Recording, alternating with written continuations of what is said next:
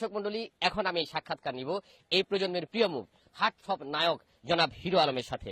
তার পুরো নাম আশরাফুল হোসেন আলম, কিন্তু সবার কাছে তিনি পরিচিত এখন হিরো আলম নামে। আজ হিরো আলম তার জীবনের না বলা কিছু কথা আপনাদের সামনে বলবেন। জনাব হিরো আলম, আপনি কেমন আছেন? আমি ভালো আছি, সব সময় ভালো থাকার দলে। হিরো আলম ভালো আছেন এবং তিনি সবসময় ভালো থাকার দলে। চমৎকার উত্তর।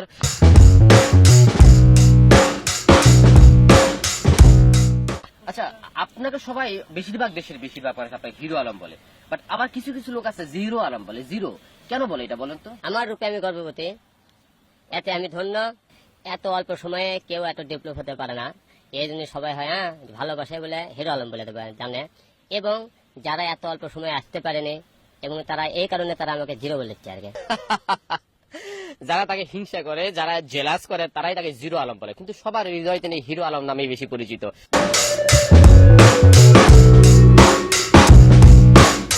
বলিউডের জনপ্রিয় হিরো সালমান, শাহরুখ এবং আমির খান, ওইসব হিরো সম্পর্কে বাংলাদেশের হিরো আলম কি জানেন?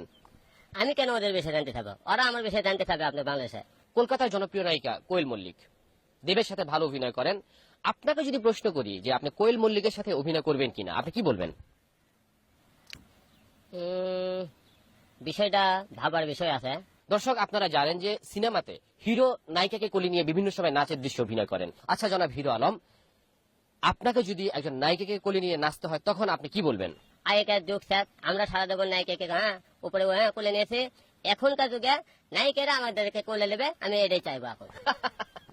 আরেকটি চমৎকার উত্তর। সুপ্রিয় দর্শক, আমরা জানি এর আগে হিরো আলম ইউনিয়ন পরিষদের মেম্বার পদে নির্বাচন করেছেন, তবে তখন হিরো আলম হওয়ার আগে। এখন তো তিনি হিরো আলম, দেশের সবাই চেনে। এখন তার ভবিষ্যৎ পরিকল্পনা কি, এ ব্যাপারে জানতে চাইবো। বিষয়টা গোপনই থাক না, পরে বলবো নি। আপনি জাতীয় ক্রিকেট দলের অধিনায়ক, আপনার বগুড়া ছেলে মুশফিকুর রহিমকে আপনার মিউজিক ভিডিওতে অভিনয় করার জন্য প্রস্তাব দিয়েছেন।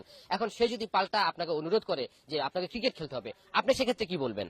অবশ্যই, যেহেতু আমি তাকে প্রস্তাব দিয়েছিলাম, তিনি আমার প্রস্তাবে রাজি হয়েছেন এবং আমি নিজের প্রস্তাব দেয়, অবশ্যই আমি সেই প্রস্তাবে রাজি। অচিরেই আমরা হয়তো হিরো আলমকে ক্রিকেটার হিসেবে দেখতে পারি, সেই দেখার অপেক্ষায় রইলাম। আর আজকের মতো এখন বিদায় নিব।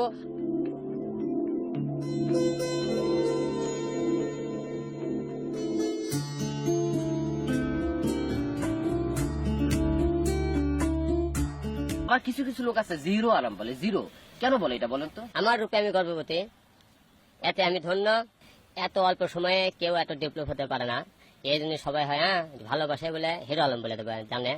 এবং যারা এত অল্প সময়ে আসতে পারেনি এবং তারা এই কারণে তারা আমাকে জিরো বলেছে আর কি।